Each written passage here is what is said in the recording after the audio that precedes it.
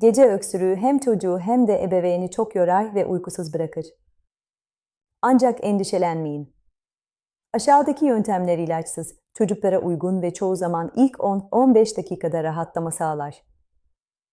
1 yaş üstü için en hızlı etki baldır.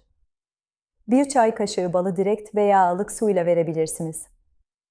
Boğazı kaplar ve öksürük refleksini yatıştırır.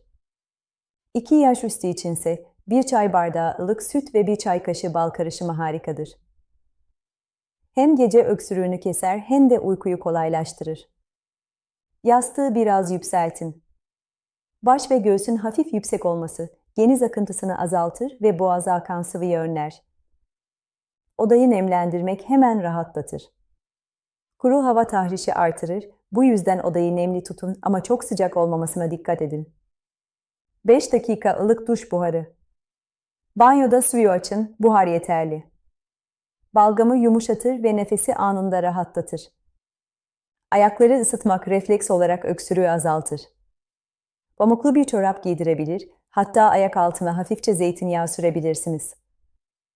5 yaş üstü çocuklar için yarım çay bardağı ıhlamur veya papatya çayı boğazı yumuşatır ve rahatlatıcı bir etki yapar. Gece yapılmaması gerekenler, keskin baharatlı karışımlar, soğuk içecekler ve mentollü yağlardan kaçının. Acil dikkat!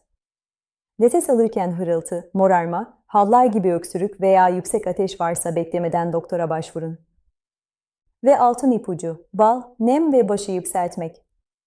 Gece öksürüğü için en etkili üçlü budur. Geçmiş olsun.